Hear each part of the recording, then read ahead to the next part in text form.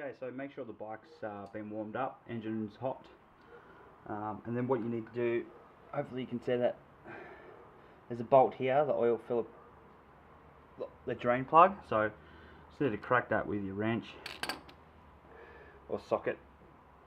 I've done that previously, and undo that. Make sure you have your drain pan handy.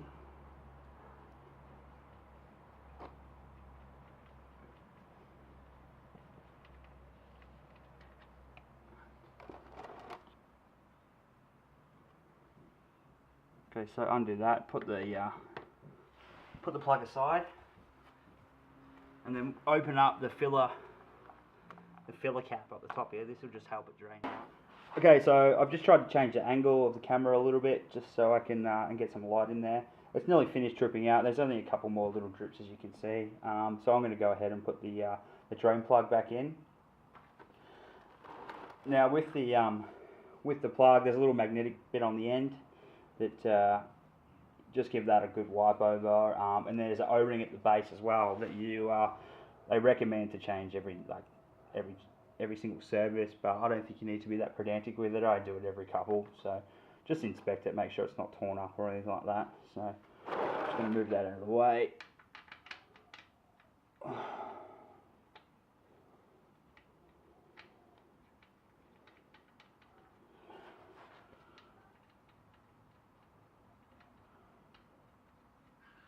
Just do that up till it's hand tight. Then you need to get the wrench on there.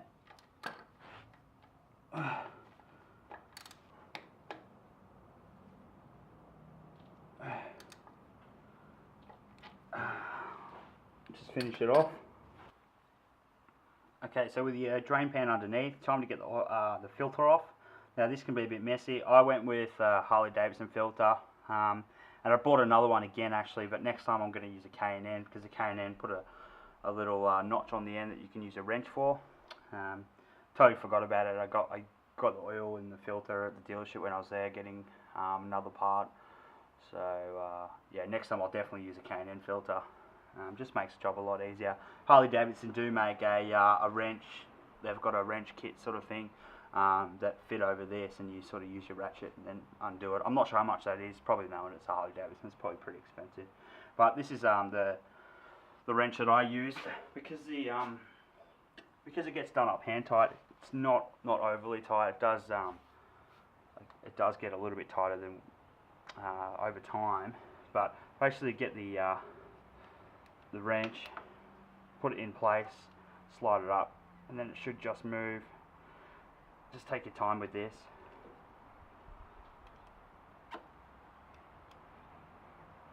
And we'll go slowly. There we go. And once that's started, you can basically take the rest off by hand.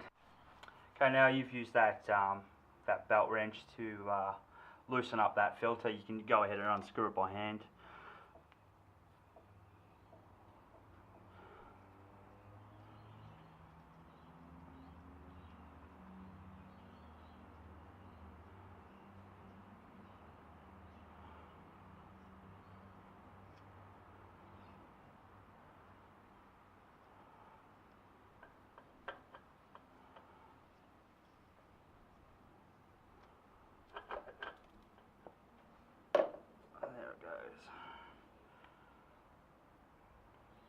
That's basically it. You get a bit of drip from the bottom there, runs through.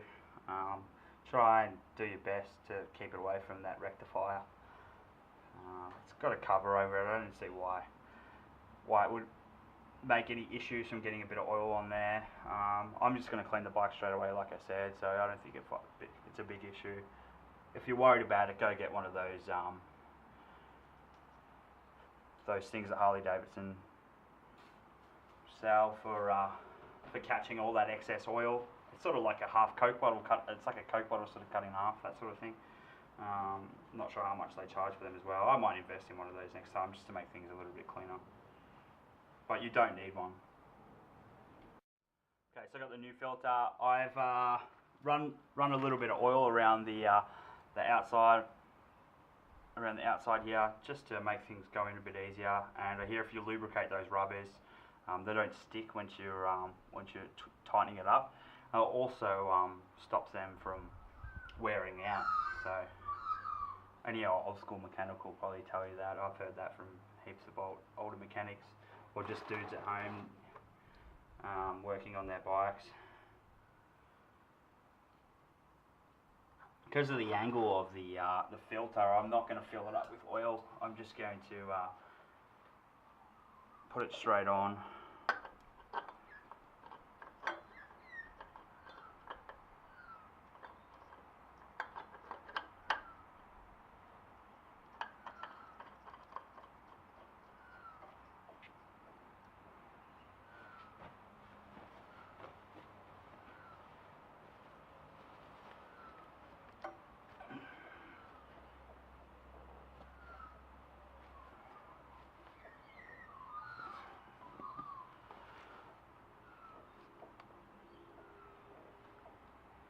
Okay, just like that. Hand tight is fine. If you're a little bit worried, you could probably use your strap wrench and just give it another little turn. I've always just done it up by hand. I've never had any issues, so that's the way I'm going to do it. Also makes it easier when in 5,000 Ks when I want to do this again. So. Okay, now the filter's been changed, sun plug's back in. Come back to this side of the bike. Now remember we've left the cap up just to let it breathe so it drains quicker, the oil drains quicker. So just take that off, set that aside. Get your oil ready and the funnel. I use just Harley Davidson 20W50. You can use whatever you want, really. So they recommend, in the manual it says 3.3 litres. I'm not sure what that is in quarts, it's probably about 4 quarts. My dealership didn't have one of the big bottles, so he's given me four of the small ones, which is kind of annoying, but so it works out that I'll need 3 1/4 of these, 3.5 basically, so it's about 3.3 litres anyway. So just take your time, put your funnel in there, like so, and then add your oil.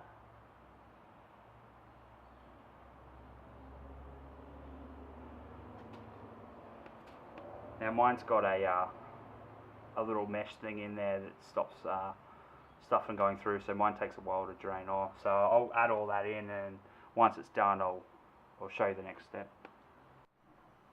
Okay, so I've finished putting in those 3 smaller bottles, which works out to be about 2 litres, 830 mils roughly. So I'm about 500 mils short. So what I'm going to do now is put the filler cap back on.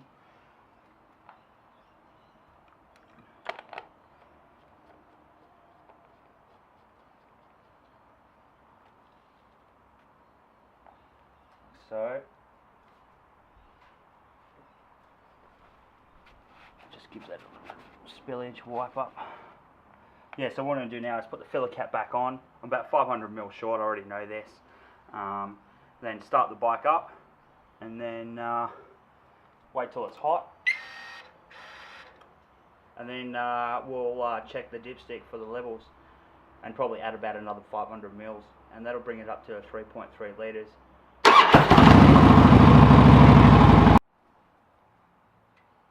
Okay, so bike's warmed up. Unscrew the cap again.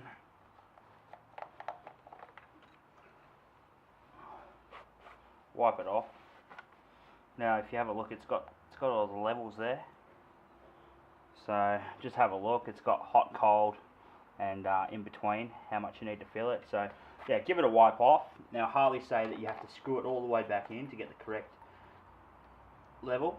All this is done on the side stand, or the jiffy stand. In, out. Now it's just under 1/3 of the way, so I'm going to add that 500 mil, and that should be basically right up near the top. Okay, so I'm going to add another about 500 mil, and then we'll go from there.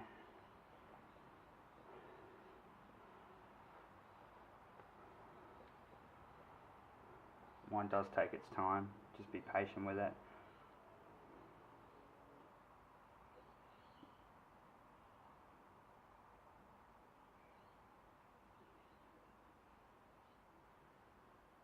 You can get funnels without the mesh. I just like to have it in there in case something drops in, or it'll catch it. It does take a lot longer, but I think it's a better way to do it.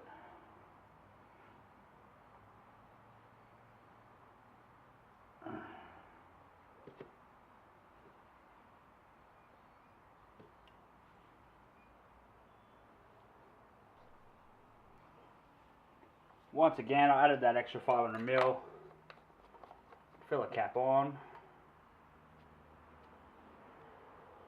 Start the bike back up, run it for a minute or so. The engine's warm, so it shouldn't take long for that oil just to come back up to temperature.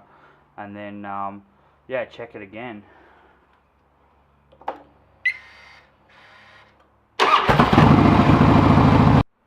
Okay, now that bike's run again for an extra minute, just going to remove the filler plug again and then check the level. Make sure you wipe it down, put it all the way back in, take it out, then check that level, make sure it's in between where it needs to be.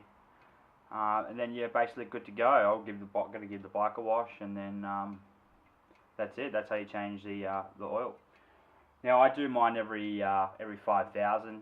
The manual does say every 8,000. I'm not sure what that is in miles, but every 8,000. I think it's easier just to do it every 5, and that way you can remember. You don't have to keep really a logbook. You know, mine's just at 45 now, so at 50 I'll do it, and then so on from there.